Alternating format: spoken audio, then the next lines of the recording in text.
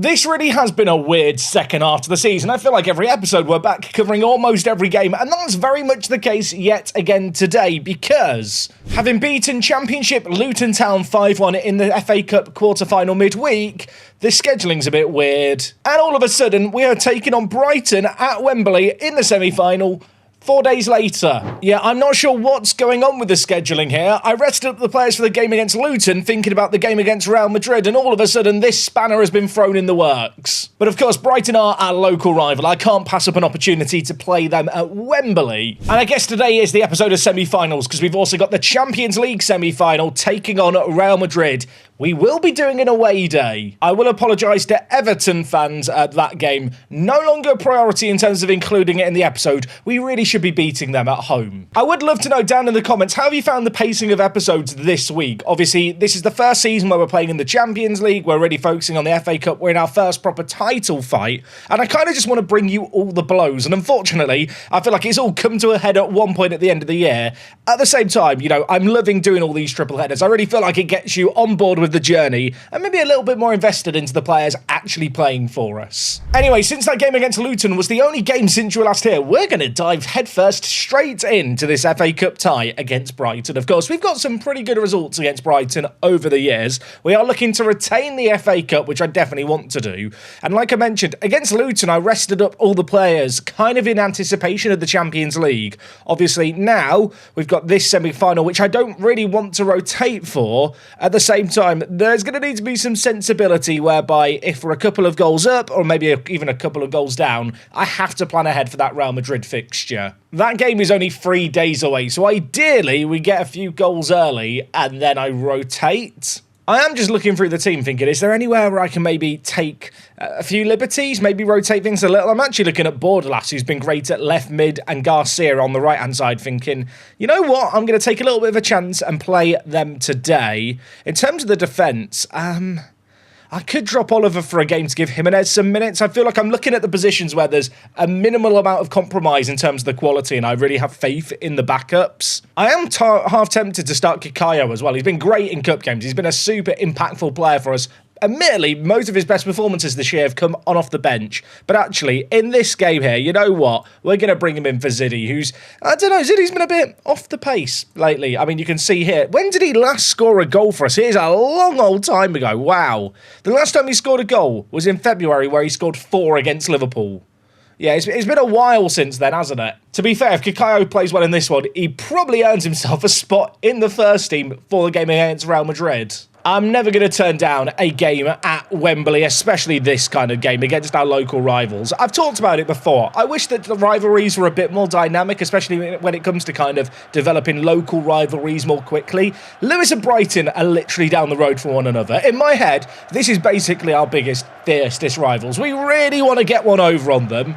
And I'm going to hope that we can do it here. With 3 matches coming up today, this is without a doubt the easiest of the 3. The Real Madrid fixtures, a slightly different scale of challenge. But that's not to say that we can afford to come into this game kind of, I guess, half-heartedly, not expecting to be up for a fight. Brighton, for them, this is their biggest game of the year. You know, in terms of their league position, there's not a great deal more to play for.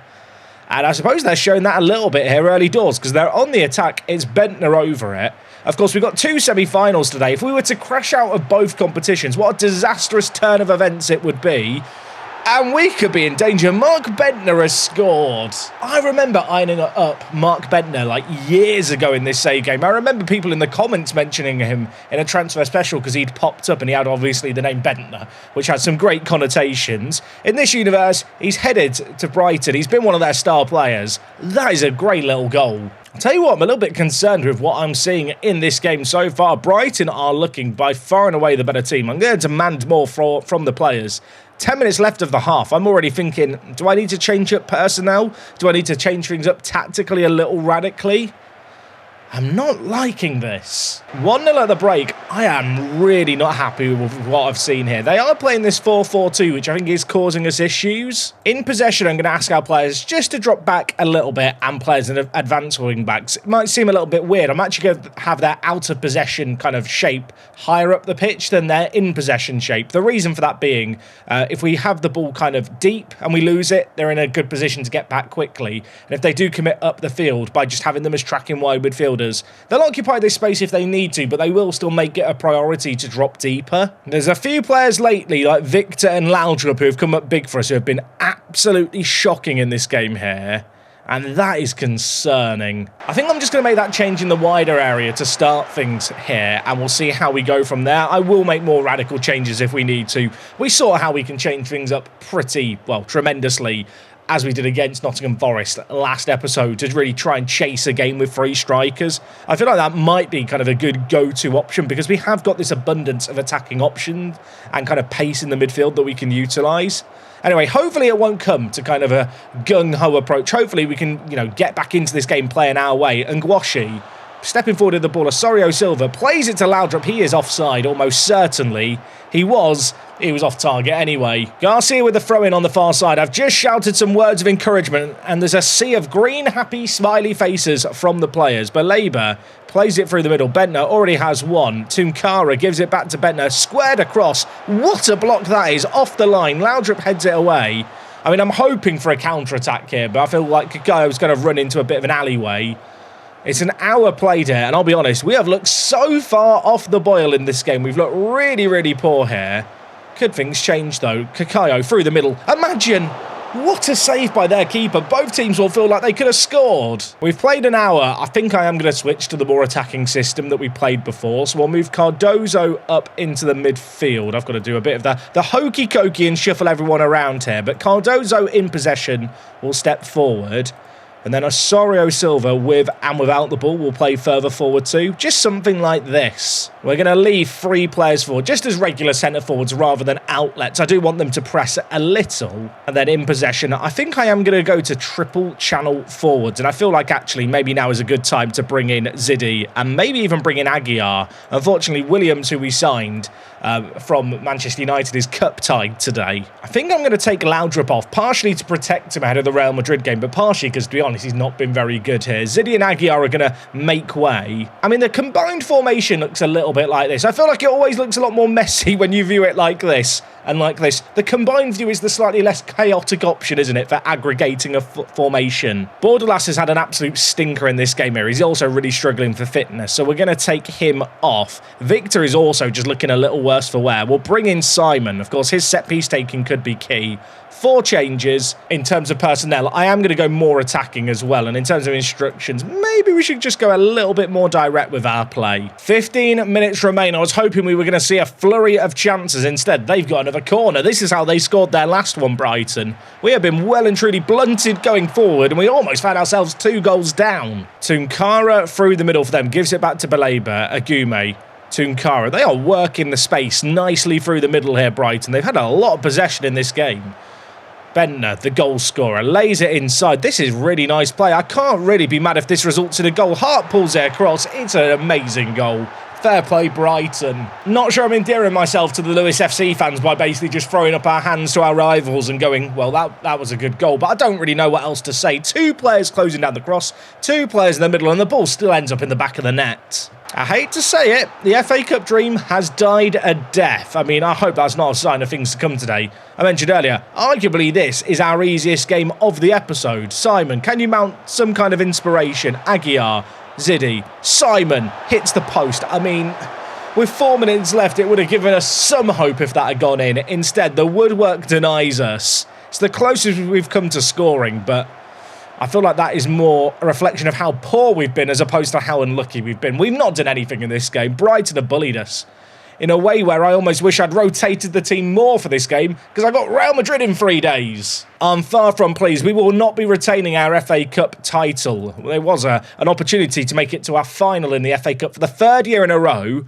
but we have been denied. Zidi vows to end his goal drought. 6 hours without finding the back of the net is concerning. Also, Tuta still not starting for Sunderland. This is like an ongoing mini story, isn't it, to the season so far. He did get a goal today, at least. Right, well, I'm going to rest up the players and hope that we are better next game. I mean, we can't be worse than that, can we? Now, you know what? Given our opposition, Real Madrid away, definitely can be worse than that, can't it? Yeah, we've got a trip to the Bernabeu. It's had some renovations done recently. Hopefully we can find them on the away day. Let's go see what it's all about. Well, gang, we are heading somewhere a little warmer than the south of England today. We are heading to Madrid and we are heading to the Santiago Bernabeu, which, like I said, has been overhauled since I last did an away day. I have no idea if there's going to be updated footage. Here is the Bernabeu in all its glory. In fact, it looks like at this point here of the satellite footage, it's not quite finished yet. I know that they've put a new roof on the stadium. I'm actually not sure what else has changed. Can I be honest with you? The stadium doesn't look that big from the outside, at least from this angle. The nice thing is, right, this footage is from September 2025. So this is up-to-date footage. This is what it looks like. And I don't know if I like it or not. I mean, you've got a Spanish restaurant, so yeah, you can go have some fine dining. Look, they've even got a bloke outside in a suit. So this is what the stadium looks like now from the outside. Can we go back in time? If I go back in time, does it look that different to before? Okay, they have actually changed the outside quite a lot, haven't they? Now, this might be controversial. I think I preferred the outside of it before. Is that the wildest of takes? I think I prefer the old stadium. I don't know, it just looks a bit soulless and modern, and it almost looks like a museum now. Anyway, let's have a look on the inside. I feel like a lot of these photospheres are going to be of the old ground. In fact, you can see here, this is what the ground looked like midway through construction. I'm hoping we can kind of get a before, during, and after. So this is the during. I mean, I have to say, it is a bloody impressive building, isn't it? Just from the inside here. And the actual engineering to revise the stadium like they have is mind-blowing. I had it served to me in the YouTube algorithm like a year ago about this project. Like, it's absolutely insane, the engineering. So this is what the stadium looked like before. In a weird way, the crappy photo quality really adds to the vintage 90s feel of a picture from 2019. I fully appreciate that maybe this stadium, like, needed a bit of modernising and stuff. Like, I don't know, I like the homely feel of this. You got, like, the box in the corner there. I don't know, this stadium's just quite nice as it was. I'm trying really hard through looking at these little thumbnails to find a picture of the stadium that's like an up-to-date one. I'll be honest, I am struggling.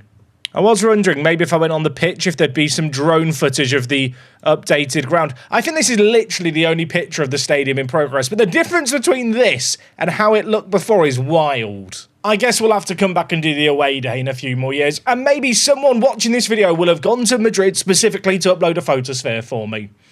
Or maybe someone random will have done it, I guess. I'll level with you, I almost don't want to give the stadium a score without going in and seeing it like newly done, but the fact there's a Starbucks on the outside, I mean, on the one hand it's good facilities, on the other side, is it a sign that the game is gone? That there's just a Starbucks in Real Madrid Stadium? I feel like I'm really exuding your Dar energy today. Yeah, you know what? Let's just leave things here. I don't like the look of it. Maybe it looks better on the inside. The game is gone. I'm not going to give it a score. I think that's the fairest thing, because I didn't really see how it looks now it's been rebuilt. And I really did look through every single photosphere, and there wasn't any. Now, bizarrely in this universe, their manager is still Xavi Alonso. Yeah, Alonso still just at the helm. Has he even left at any point, or has he just been here? Yeah, he has. He's been here for 11 years. Bit different to reality. In this universe as well, Real Madrid are down in third. They have had an absolute stinker of a season. Yeah, I mean, maybe this is what they're playing for now against us. Now, in terms of team news, I am conscious of the fact this is only the first leg, and it is the away leg. So as long as we can keep things relatively tight at the back, I'll be happy going into the return fixture. Obviously, we have got Everton midweek. I am going to have to rotate the team for that game there. In terms of the team for this game, though, it's pretty much full match sharpness, full match fitness in and amongst all the starters. I am going to bring Ziddy back into the team. I'm going to show some faith in him, despite the fact he's been having an absolute stinker in terms of his recent form. And elsewhere, a couple of the players who did sit out that last game, like Victor, like Oliver, back in the team today. If you were wondering about Real Madrid, their midfield's very good. They've got Jude Bellingham, who you might have heard of, but they've also got Bouhaddi, arguably the best wonder kid this year in Football Manager, the 28-year-old Frenchman. He is absolutely insane, isn't he? Oh, and that Endrick bloke, yeah, he's not bad either, is he? Oh my word. Their team is so much better than ours on paper. But you know what? PSG's team was better than ours on paper. We were still able to beat them. Football is a game played on grass between two sets of posts. I have faith that we can do something here. They've still got Vinny Jr., they've got Gvardiol, Saliba, Kusanov as well. Their team is insane. I thought PSG were good. This team might be more stacked. Okay, folks, it is the Champions League semi-finals. This is beyond my wildest expectations for how far I thought we'd progress in this competition in our first year in it. Of course, we are in it to win it in absolutely everything. Well, I suppose except the FA Cup that we did just crash out of. I'm hoping for a much better performance here. I'm hoping we could step up our levels. Victor, Laudrup, big switch of play towards Ziddy. Can Ziddy get there? Can Ziddy get there? He can. Not going to score from this angle, but he can turn provider. Cardozo! He's just done it again. You can't stop this man. He was scoring some absolute bangers for us, wasn't he? I've started playing him as the deep line playmaker, and in a weird way, it just leads to him having more space for his trademark long shot. That is an insane strike. I might live to regret this. I've gone a goal up away from home against Real Madrid. I'm actually going to switch things up and put our fullbacks deeper without the ball and with the ball. Am I parking the bus within 5 minutes? Not entirely. We're being sensible. You know, we're putting the handbrake on. We've not fully parked. That XG, by the way, was 0.01 for that goal that flew into the top corner. What a moment of magic by our captain, the Bolivian, showing what he's made of. PSG dismantled last game. Real Madrid almost looking on the ropes already, although they've responded immediately. Maybe I shouldn't have gone more defensive in terms of shape. I'm now sat thinking, do I want to go more attacking now? Do I stay with the changes that I made? I kind of want to stay with the changes I've made. I mean, it's a great long shot. I don't know if Minabrez could have done a little better.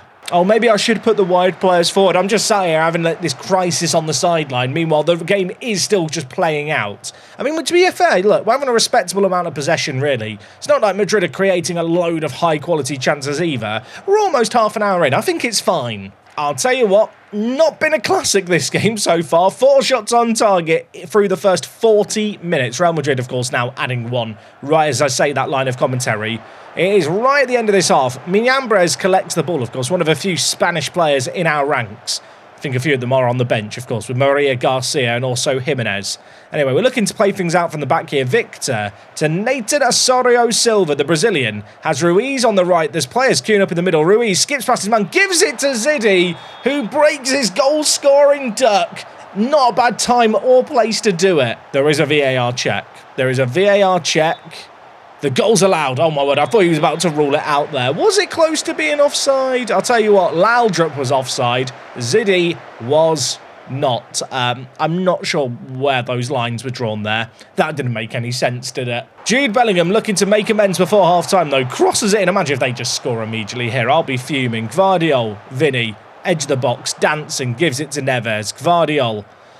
I'll tell you what, they are playing a blinder here in this passage of play. Look at the passing. Look at the moving. Buadi, he scores again. He got an assist before. He's got a goal here. It's 2-2. The lead lasted even less time this time around. We had so many players behind the ball. Look at this. You think we've got it under control, and suddenly an Endrick pass here to Buadi just finds an opening and he slots into the bottom corner. I mean, it's 2-2 at the break. I probably would have taken that ahead of the game. I'm going to tell the players I'm delighted. We're doing great. Just based on how the stats have gone on this game, where Real Madrid are definitely having the better of the play, there is a temptation to maybe go a little more defensive to just try and see out this game. Whether or not I'm going to regret not doing that, I guess remains to be seen. I feel like doing it in the 46th minute here, a little bit preemptive. But if Real Madrid do now go and grab a third goal, suddenly I live a life of regret. It's Jude Bellingham floating in, back post. Vinny's there, passes it inside, they've scored. It's 3-2 Real, and I'm in pain. You know how I was just talking about being more defensive? I've changed my mind. I'm bringing Ruiz and Sassy forward to play as wingers. To be fair, I might well sub them in this game.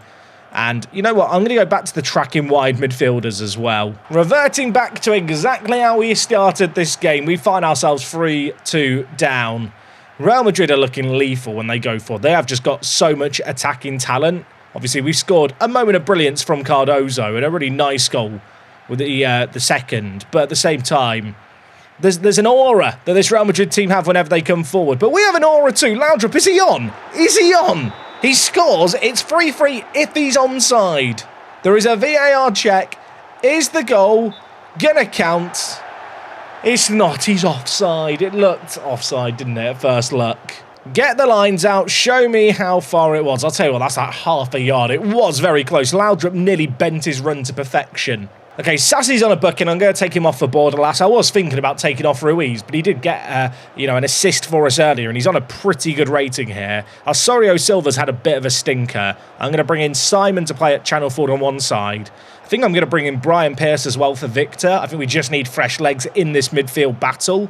Grommen, best centre-back in the team, recently signed a new deal. 6.35 rating for him. Get him off the pitch, get Jimenez on, and we will play Jimenez as that central centre-back. I mean, I'm making 4 changes here, which...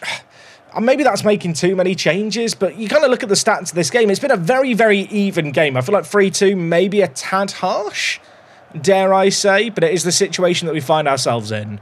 I think what we've realised this game is going defensive against players of this quality just isn't a very good idea. At least not as early as I was doing it. Madrid have a set piece, which we have dealt with. Ziddy, oh my word, Ziddy's got their first. Ibanez, caught completely out of position. Can Ziddy go on a lonely wonder goal? No, the keeper parries it wide.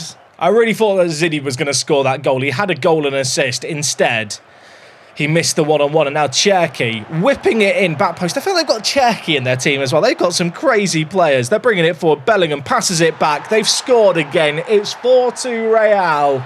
We are going to have a lot to do at the Lewis FC Stadium. Jude Bellingham's little back pass here is absolutely delightful. I don't think I can blame Minabrez for that one. It's never a good day, is it, when a hat-trick is scored against you, but that is what has happened here. They've scored 4 goals from an XG of 0.87. Is this finally a little bit the luck that we've had through the season so far catching up with us this episode? It does feel like that a little bit. I mean, a 2-goal lead isn't completely insurmountable, but we got a lot to do in this second leg, and thankfully, it is going to be a 2-goal margin. I mean... yeah, not sure about Minabrez's performance. Ziddy, at least he broke his goal-scoring drought, I suppose.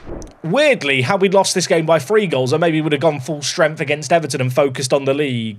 But with this kind of 4-2 result here, only 2 goals down, there's just that voice in the back of my head that says, we can come back from this. Anyway, we have got Everton on Saturday. I'm going to play a semi-rotated team there. Everton, though, not a bad little team. They're in 13th right now. But if you look at their recent form, they've only lost 1 game since mid-February, and it's now the end of April. And let's hope I'm coming back slightly more positive. If we've lost against Everton, you're going to be able to tell within 0.5 seconds of seeing my face. I don't want to talk about it.